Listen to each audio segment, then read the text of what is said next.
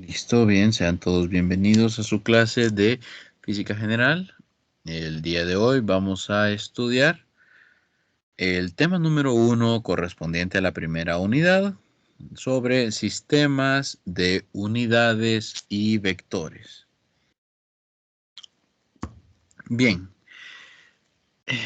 verán jóvenes, la física como tal, como ciencia, nace con el objetivo de describir fenómenos naturales, describirlos auxiliándonos de la matemática, es decir, hay un modelo matemático que nos ayuda a estudiar el comportamiento de un fenómeno natural.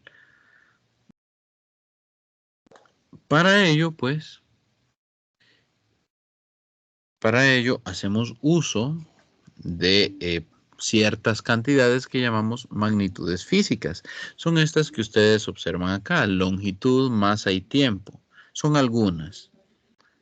Entonces, nosotros damos nuestros resultados, hacemos nuestras predicciones, porque al final es eso, hacer predicciones de cómo se va a comportar algún fenómeno, un fenómeno.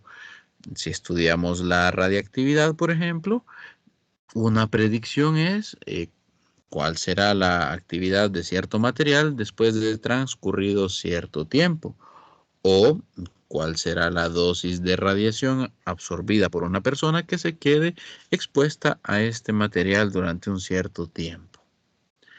De manera que eh, nos auxiliamos de magnitudes físicas para hacer dichas predicciones. Y en medio de todo esto hay matemática. Esa es la cuestión. Eso es lo que vuelve la clase de física, pues una clase de números, que utilizamos la matemática para hacer estas descripciones. Dado que la humanidad no funciona como una isla, sino que hay diversos grupos de científicos trabajando en los mismos temas, es necesario que todos hablemos el mismo idioma. De forma que si yo mido 10 metros en un lugar, digamos, si yo mido 10 metros aquí en Honduras, alguien que se encuentre en China debe entender a lo que yo me estoy refiriendo, a los 10 metros. Debe comprender cuánto es 10 metros. Lo mismo si está en Zambia, lo mismo si está en Argentina o en Canadá. Para todos 10 metros debe ser lo mismo. Por eso nace este sistema de unidades como sistema internacional. La abreviatura pues de Sistema Internacional de Unidades es SI. Permítanme, vamos a colocar el puntero. Estaríamos aquí. Entonces, para representar todas las cantidades que utilizamos en física, pues utilizamos unidades y utilizamos las unidades definidas por el Sistema Internacional de Unidades. ¿Cuáles son las unidades base de este sistema? Bueno, para la longitud es el metro. Para la masa es el kilogramo. Y para el tiempo es el segundo. Se llaman unidades base porque todo el resto de unidades que vamos a estudiar se construyen a partir de estas tres. A estas otras que construyamos después les llamaremos unidades derivadas. Bien, entonces la longitud, bueno, hay que ver cómo definimos un metro. A lo largo de la historia, pues para el metro hasta 1960, el metro era la longitud que había entre dos marcas en una barra hecha de una aleación de platino e iridio. Pero bueno, es poco práctico. Bueno, eso es lo mejor que teníamos en ese momento, ¿verdad? Pero es poco práctico porque imagínese usted que ese patrón se dañe. Si ese patrón se daña, se perdió la definición del metro. No podemos darnos ese lujo. Entonces, siempre vamos a buscar definir estas unidades en términos de cantidades que sean constantes. ¿Qué cantidades son constantes? Bueno, la velocidad de la luz es una de ellas. De manera que, bueno, se define el metro como, perdón, se define el metro como la distancia que recorre la luz en 1 sobre 299.792.458 segundos. Entonces, eso, en ese tiempo, la luz recorre 1 metro. ¿Sí? Entonces ya definimos el metro en términos de la velocidad de la luz. La velocidad de la luz es una constante, no va a cambiar, por lo tanto ya sabemos cómo en todo el mundo van a entender cuánto es 1 metro. Para la masa, pues de nuevo, para la masa también se tiene o se tenía un patrón. Este patrón, de nuevo, estaba hecho de una aleación de platino e iridio. Y entonces se definió que ese patrón era la definición del kilogramo. Tenía una masa de 1 kilogramo. Pero, nuevamente, no es práctico, porque si se daña el patrón, se pierde la definición del kilogramo. Todos estos patrones los tienen en París, en un lugar que se llama el Buró Internacional de Pesos y Medidas. Probablemente los estudiantes de Química y Farmacia hayan escuchado de este lugar antes. La definición del kilogramo cambió en 2019. Repito, nosotros estas unidades esperamos definirlas en términos de cantidades constantes y en 2019 se logró definir el kilogramo en términos de algo llamado la constante de Planck. Es una constante que aparece en la mecánica cuántica, ¿sí? Entonces ya logramos en este punto, a 2019 para acá, la definición del kilogramo está dada en términos de la constante de Planck. Para el tiempo, bueno, el concepto del tiempo lo manejamos nosotros como seres humanos. Aquí obviamente aquí no teníamos ningún patrón de platino iridio, no se preocupen, no hay ningún patrón de ese tipo porque pues el tiempo no es algo tangible. Entonces, podemos definir el tiempo como un flujo continuo de sucesos hacia adelante.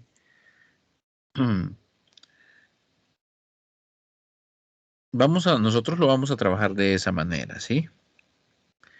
Entonces, dependiendo de lo avanzados que estemos estudiando física, pues el tiempo puede ser parte del espacio, pero esto solo ocurre en la teoría de la relatividad de Albert Einstein, donde pues el tiempo llega a ser parte de la geometría, es decir, ya no trabajamos solo con espacio, sino que trabajamos con espacio-tiempo. El tiempo definimos que únicamente se mueve hacia adelante, nunca hacia atrás. Es decir, no podemos, al menos actualmente, regresar en el tiempo.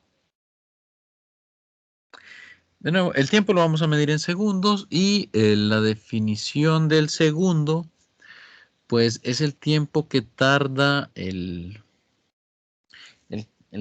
la emisión de ciertas partículas en el cesio, ¿sí? Entonces, de nuevo, lo que tardan estas partículas en emitirse es la definición del tiempo. Como es un fenómeno constante, pues no sirve. Bien, hay varias unidades en el sistema internacional. Las tres que son bases son metro, kilogramo y segundo. que se utiliza, bueno, el metro para medir longitud, el kilogramo para la masa y el segundo para el tiempo. Pero el amperio se usa para la corriente eléctrica, el Kelvin para la temperatura, el mol para una cantidad de sustancia y la unidad candela se utiliza para la intensidad luminosa. Verán, comercialmente, aquí en Honduras, utilizamos los amperios para la corriente eléctrica, en eso estamos bien, pero las temperaturas las damos en Celsius o en Fahrenheit. Y para la intensidad luminosa, de manera comercial, en Honduras, utilizamos el lumen, ¿sí? Utilizamos el lumen. Bien. Estas unidades, por ejemplo, Kelvin, ampere, segundo, kilogramo y metro, pueden ir acompañadas de un prefijo. Por ejemplo, entre Tegucigalpa y San Pedro Sula hay aproximadamente unos 216,000 metros. Pero si yo escribo siempre 216,000 metros o 224,000 metros, es incómodo, ¿sí? Hay que escribir ese número grandote. Entonces, es más fácil si yo utilizo un prefijo. Y puedo decir entonces que San Pedro Sula, que la distancia que hay entre Tegucigalpa y San Pedro Sula son 216 kilómetros. Entonces ya utilizo la unidad metro, pero acompañado del prefijo kilo, donde kilo representa 10 a la 3, es decir, 1000. 10 elevado al cubo, o 10 elevado a la tercera potencia, es 10 por 10 por 10. Es decir, 10 por 10 son 100, por 10 son 1000. 10 a la 3 son 1000. En este caso, 10 al cubo o 10 a la tercera potencia. Entonces, ya no tengo que escribir 216,000, ya solo escribo 216 kilómetros. Ya sé que estoy hablando de miles de metros. Muy comúnmente ahora nosotros utilizamos los prefijos giga, tera y mega. Por ejemplo, si usted compra una computadora y usted quiere, usted quiere saber qué tipo de computadora es o si le va a servir, lo primero que pregunta es a qué tanta capacidad de almacenamiento tiene el disco duro. Y ya alguien le va a decir, ok, está bien, tiene un disco duro de 500 gigabytes de espacio de almacenamiento. O bueno, usted va a comprar un teléfono y tiene para elegir 3 versiones. La primera versión que tiene una capacidad de almacenamiento de 16 gigabytes, donde usted toma una foto y se quedó sin memoria. Está de la gama media, ¿verdad? De 32 gigabytes. Después ahí toma 2 fotos y se le llena, ni modo. O la versión de lujo de 64 gigabytes. Bueno, les comento, actualmente los teléfonos ya desde hace un par de años atrás, ya vienen con espacios de almacenamiento de 128 gigabytes, 256 gigabytes y hasta 512 gigabytes. Entonces, el prefijo ahí es giga, donde giga son miles de millones de bytes en este caso. Si entonces estoy hablando de 500 gigabytes, quiere decir que yo tengo que escribir el número 500 y después de escribir el número 500 tengo que ponerle 9 ceros más. Es incómodo escribir un número tan grande, por eso se utilizan los prefijos. Y si hablamos de cantidades pequeñas, por ejemplo, para definir el tamaño del coronavirus, se utilizaron los micrómetros o los nanómetros. Fueron los micrómetros en este caso. Entonces, micro indica 10 a la menos 6, es decir, 1 entre 1,000,000. Estos organismos que están en el tamaño de los micrómetros, usted solamente puede verlos si tiene un aparato llamado microscopio. En el caso de la palabra nano, el prefijo nano, pues es 1 sobre miles de millones. Y bueno, ahora también es popular el término de nanotecnología, lo que mucha gente asegura que le están introduciendo a través de la vacuna, ¿verdad? Bueno, nanotecnología se refiere a, pues, objetos o seres muy pequeños, muy pequeños. Pero hay prefijos más pequeños todavía. Tenemos el pico, el femto y el ato. Que estos pues ya son útiles cuando usted está hablando de átomos, bueno, partículas subatómicas, ¿sí? Subatómicas, electrones, neutrones, protones. Entonces ya son tan pequeñitos que necesitamos estas unidades como pico, femto y ato. Los discos duros más nuevos ya son de gran capacidad y estamos hablando, ya no hablamos de gigabytes como tal, sino que hablamos de terabytes, miles de millones de bytes. Vean ustedes, terabytes, el múltiplo es 10 a la 12. Entonces, un terabyte, estaríamos prácticamente hablando de 1000, es diferente la conversión, pero para que se hagan una idea, son 1000 gigabytes. Bien, tenemos acá el volumen. El volumen es una cantidad física, por ejemplo, la capacidad de almacenar agua de un termo o de una botella, pues eso es el volumen, la capacidad que tiene un recipiente, ¿sí? Para almacenar. O el espacio en 3 dimensiones que ocupa dicho recipiente es el volumen. Lo podemos medir en metros cúbicos o en litros. Y un litro, perdón, y mil litros hacen un metro cúbico. Solo para que se hagan una idea. Pero en el caso de ustedes, bueno, está bien, nosotros usamos los litros porque si usted compra un refresco, tráigase el Sprite de 2 litros, la Coca-Cola 2 litros, o la 2.5, o la 3 litros. ¿Ven? Nosotros utilizamos el volumen en la vida cotidiana para comprar bebidas. La leche, pues, viene en empaque de medio litro o de 1 litro. Entonces, nosotros ya usamos el volumen. En la parte de la salud, ustedes utilizan el volumen cuando van a inyectar medicamento. Lo utilizan como un cc o un centímetro cúbico, donde un centímetro cúbico es igual a 1 mililitro. ¿Dónde utilizan los mililitros? Bueno, a veces hay que administrarle medicamento vía oral a los bebés. Y entonces lo hacen con un gotero y les indican darles cierta cantidad de mililitros.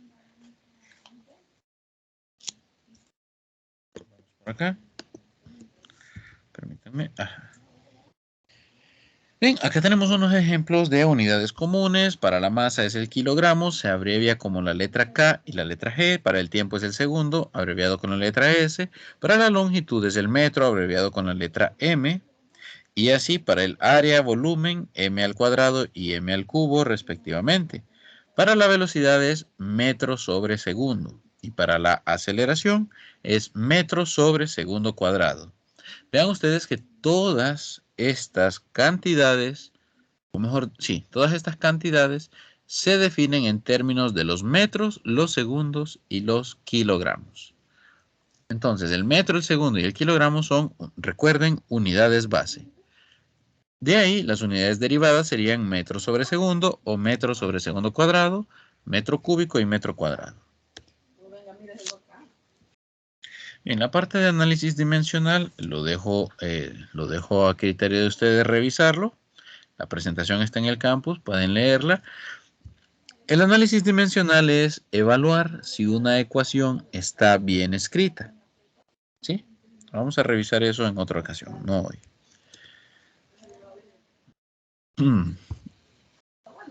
Bien, entonces tenemos la parte de conversión de unidades.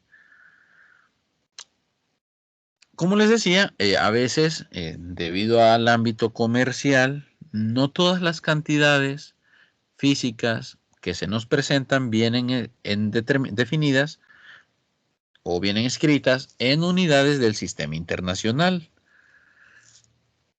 Hay otros sistemas de unidades, por ejemplo, el sistema inglés. Entonces puede que el dato nos lo den en unidades del sistema inglés. Y como nos lo dieron en unidades del sistema inglés, nosotros debemos convertirlo al sistema internacional, a una unidad del sistema internacional. ¿Cómo hacemos esto? Bueno, para hacer esto existe algo llamado factores de conversión. Por ejemplo, cuando yo les decía que 1 mililitro es igual a 1 centímetro cúbico, pues ese es un factor de conversión, 1 a 1, pero es un factor de conversión. Si yo digo que 1 minuto equivale a 60 segundos, eso también es un factor de conversión. Eso también es un factor de conversión. O decir que 1 hora son 60 minutos. Pues esos son factores de conversión y me ayudan para convertir de una unidad en otra. Por ejemplo, si yo les digo que un partido de fútbol dura 90 minutos, bueno, ¿cuántas horas son eso? Entonces muchos hacen la cuenta, perfecto, 1 hora tiene 60 minutos, entonces los primeros 60 minutos equivalen a 1 hora y los otros 30 minutos, porque son 90, los otros 30 minutos equivalen a media hora. Entonces un partido de fútbol dura 1 hora y media, es decir, 1.5 horas. Oficialmente hablando, no estamos tomando tiempos extras, ni alargue, ¿verdad? De ningún tipo. Ni que gol de visita valga doble, nada de eso. Bien. Entonces, acá tenemos los ejemplos para la longitud. Por ejemplo, en el sistema inglés se utiliza la yarda, el pie y la pulgada. Y por ejemplo, acá tenemos, perdón, tenemos acá que si una habitación mide 12 pies de largo, ¿qué longitud tiene en yardas? Aquí lo preguntan, por acá. Si una habitación tiene 12 pies, FT es pie, 12 pies de largo, ¿qué longitud tiene en yardas? Bueno, resulta que 3 pies hacen 1 yarda. Es decir, por cada 3 pies yo tengo 1 yarda. Entonces, si yo tengo 12 pies y cada 3 pies hace 1 yarda, en realidad yo tengo 4 yardas. Haciéndolo en el aire es así. Vamos ahora a plantearlo.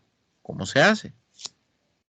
Bien, yo sé que 1 yarda es lo mismo que 3 pies. 1 yarda es lo mismo que 3 pies. Entonces, vamos a convertir 12 pies en yardas. Vamos a ver. Bien, entonces, para convertir los 12 pies en yardas, yo lo que tengo que hacer es decir, tengo 12 pies, perfecto. 3 pies equivalen a 1 yarda, entonces yo voy a dividir 12 entre 3. Eso me da 4, ¿sí? Y la respuesta pues queda en yardas. Vamos a verlo con esta conversión de pies a metros. Perdón. Dice así, un jugador de baloncesto tiene 6.5 pies de estatura. ¿Qué estatura tiene en metros? Bien, antes de hacer la conversión, yo lo que necesito es conocer la relación de equivalencia, es decir, a cuántos metros equivale un pie o a cuántos pies equivale un metro. Yo aquí, pues, de la tabla de conversión, tengo que un pie equivale a 0.305 metros. Así que lo planteo la conversión de esta forma. Yo tengo que un pie equivale a 0.305 metros. Perfecto. Tengo 6.5 pies. Eso lo voy a dividir entre 1. Vean. Si yo tengo la unidad en pies, entonces acá abajo tengo que poner pies y arriba tengo que poner los metros para que esto resultado quede en metros. ¿Qué hago una vez que hice esto? Bueno, tenemos 6.5 por 0.305. Si ustedes lo hacen en la calculadora,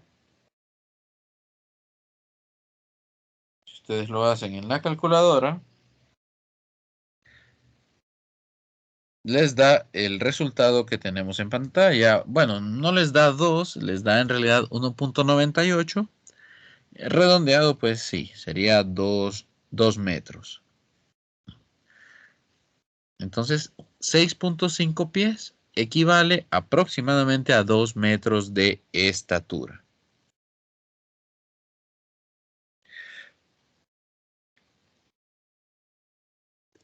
Bien, perdón. Vamos a hacer otra conversión, la del inciso B, que dice así. ¿Cuántos segundos hay en un mes de 30 días? Vean ustedes que yo no sé cuántos segundos hay en un mes, pero yo sí sé cuántos segundos hay en un día y sé cuántos días hay en un mes. Entonces, tengo un mes, tengo 30 días por mes. Yo tengo 30 días por mes.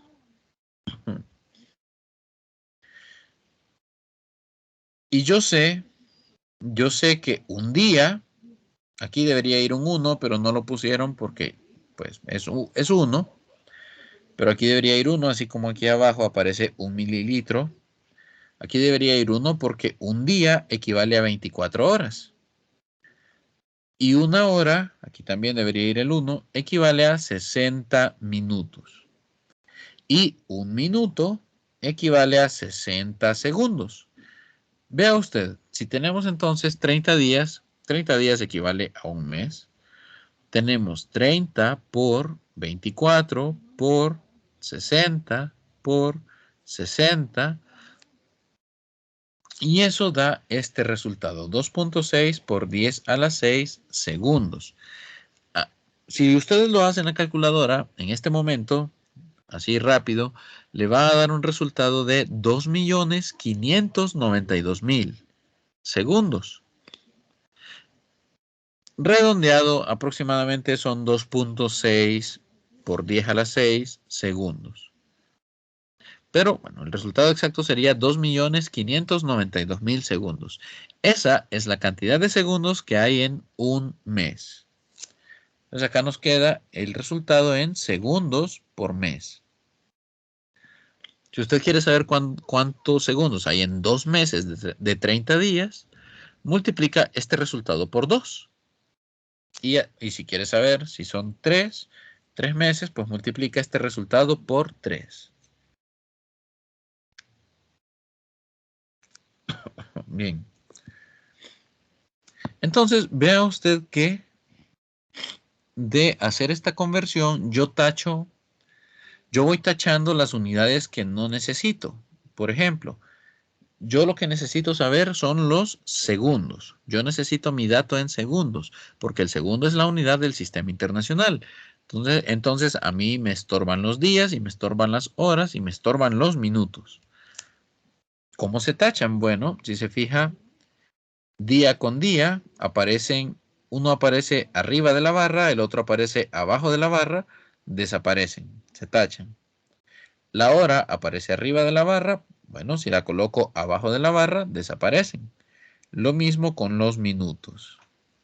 Podemos decir que se cancelan. Y si se fijan, los únicos que no me quedaron tachados fueron los segundos y bueno, el mes. El mes. Vamos a ver otra conversión que no es tan fácil. Acá tenemos, si usted compra un automóvil que viene de Estados Unidos o en general casi todos los automóviles lo hacen ahora, usted puede medir su rapidez o su velocidad en metros por segundo, perdón, en kilómetros por hora o en millas por hora.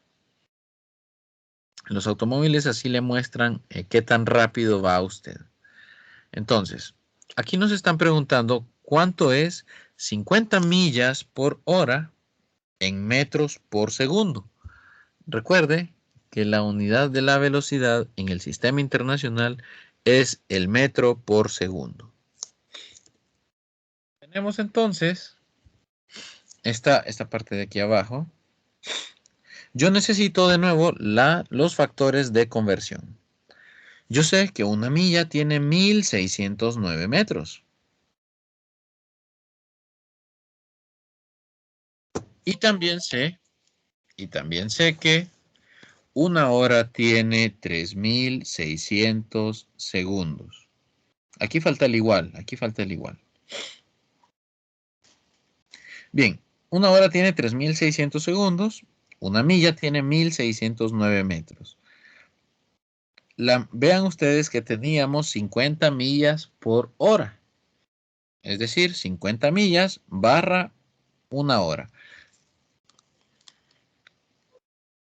Yo necesito esto en metros por segundo. Entonces, no necesito ni la milla ni necesito la unidad de horas. Vean ustedes, cancelo la milla cuando coloco acá abajo una milla y arriba coloco 1609 metros, que es mi factor de conversión. ¿Y cómo quito la hora? La hora está, si se fijan, está abajo de la barra. Y yo la logro quitar cuando coloco la conversión, coloco la hora arriba de la barra de división. Ahí es donde se cancelan, vea usted. Y entonces, como puse una hora arriba, tengo que poner su equivalente abajo, que fueron los 3600 segundos. ¿Cómo se resuelve esto? Entonces usted viene y dice, bien, 50 multiplicado por 1609. Y lo va a dividir entre 3600. El resultado me da 22.35 metros sobre segundo. Si usted lo hace con la calculadora, pues aproximadamente eso le va a dar 22.35 metros sobre segundo. Bien, es así entonces como quitamos las millas por hora y dejamos esto en metros por segundo. Bien, vamos a quedarnos el día de hoy por acá. Vamos a hacer ejemplos de conversiones. Les voy a dejar de tarea que revisen este último, porque lo vamos a necesitar principalmente en el segundo parcial. Bien, voy a finalizar la clase entonces explicando el procedimiento general para resolver problemas en física. Yo sé que a la hora del examen o durante las evaluaciones suelen ponerse nerviosos, ¿sí? Por eso mi consejo es que practiquen, estudien. Si usted puede hacerlo todos los días, hágalo, no le hace daño. Pero si usted comienza en la semana del examen, si usted comienza a estudiar en la semana del examen, usted puede llegar a aprender, sí, puede, tiene la capacidad de hacerlo, pero va a pasar algo. A pesar de que usted le entienda el tema, no va a poder resolver los ejercicios de forma rápida. Y el examen tiene una limitación de tiempo, es 1 hora y media solamente. Y para que usted pueda resolver todos los ejercicios en esa 1 hora y media, tiene que haber ganado agilidad. Digamos, yo me encuentro en sobrepeso, 250 libras. No me voy a poner a correr a la par de un atleta, pues que entrena todos los días. Si hacemos una carrera, él me va a dejar botado. Pues algo similar sucede aquí. Es necesario que ustedes practiquen con anticipación los ejercicios. No que se los memoricen, pero sí que entiendan la temática y practiquen, porque a medida que practican ganan agilidad. Agilidad que necesitan para resolver el examen completo. Entonces, aquí hay unas guías generales para resolver ejercicios de física general. La primera sería, lea detenidamente el problema y analícelo.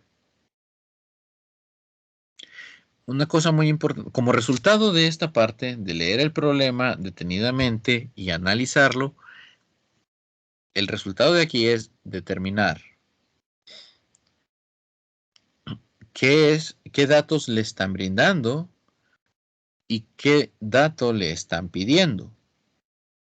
Y adicionalmente, necesita aquí determinar de qué tema se le está preguntando.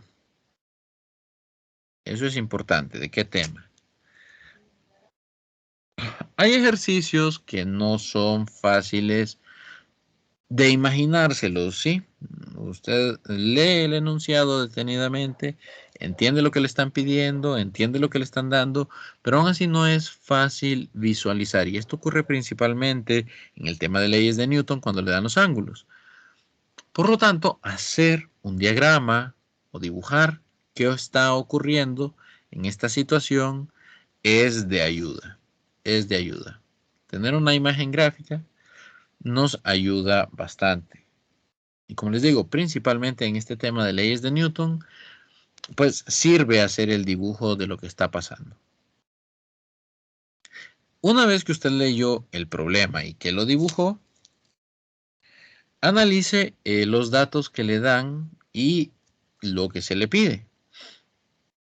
En este punto, donde usted copia todos los datos del ejercicio, en este punto usted debe hacer las conversiones del caso. Si a usted se le olvida hacer las conversiones y solo introduce después los números, pues obviamente va a tener un resultado incorrecto, dado que las unidades no le van a coincidir. Entonces, en este punto es donde usted agarra, toma, copia todos los datos, establece qué datos es el que le piden y realiza las conversiones. Una vez que ya recién que hizo todo esto, va a determinar qué principios son aplicables, porque una vez que usted conoce el tema, por ejemplo, estamos hablando de movimiento rectilíneo uniforme. Perfecto. ¿Qué principios aplican ahí? Bueno, el primero es que la aceleración es igual a cero. Perfecto, la aceleración es igual a cero. ¿Qué otro principio? Bueno, como la aceleración es cero, la velocidad siempre es la misma. Esos son los principios aplicables. Si hablamos de caída libre, ¿qué principios aplican en caída libre? Bueno, un objeto que está en su altura máxima tiene una velocidad igual a cero. Eso es un principio de caída libre. O el tiempo que tarda en subir a cierta altura es el mismo que tarda en bajar desde cierta altura. Ese es otro principio aplicable, ¿sí? Que puede ser de utilidad. Y una vez, y bueno, y en esta parte de los principios aplicables es donde usted determina cuál ecuación resuelve su problema. Y aquí es donde, pues también usted hace el despeje de la ecuación si hubiera que hacer un despeje. La primera práctica de laboratorio de física general es sobre despejes, así que tomen eso en cuenta. Luego, pues, vamos a realizar los cálculos con los datos de los que disponen. Hay muchos ejercicios donde las ecuaciones traen un cierto dato, por ejemplo, la masa, pero el enunciado del ejercicio a usted no le dio la masa. Pero aún así, pues si usted quisiera hacer el cálculo, pareciera que necesita la masa, porque la fórmula trae la masa. Pero a veces resulta que por la situación del ejercicio, la masa aparece en ambos lados de la igualdad y eso pues nos indica que se puede cancelar. Es decir, hay ejercicios en los que si bien la ecuación trae el término masa, trae la masa, hay ciertos ejercicios donde a usted no le va a interesar la masa del objeto. porque se cancela. Entonces no le van a dar el número. Y la trampa aquí es que usted cree que necesita dicho número. Pero bueno, no lo necesita porque la masa se cancela, desaparece. Por eso es importante que pongan mucha atención en este primer laboratorio que trata sobre despejes. Bien, una vez que ya hizo los cálculos, perdón, una vez que ya despejó la ecuación, hace los cálculos. Y una vez que ha hecho los cálculos, debe evaluar si el resultado es razonable. Por ejemplo, si a usted le piden calcular el tiempo y usted hace todos los cálculos, hace unos despejes ahí magníficos y obtiene un tiempo negativo, automáticamente, si usted obtiene un tiempo negativo, significa que en algún punto de todo el desarrollo del ejercicio hay un error. Porque recuerde, el tiempo solamente es positivo. No consideramos viajar hacia atrás en el tiempo. Entonces, tiempo positivo. Si lo obtiene usted negativo es porque cometió algún error y deberá revisar bien ese resultado. Y no me va a dejar ese resultado porque yo automáticamente, obviamente voy a ver un tiempo negativo y bueno, esto está malo. Automáticamente, sí. Entonces tenga mucho cuidado con eso. O un volumen negativo, por ejemplo. Volumen negativo también es contraintuitivo. No, no, eso no pasa.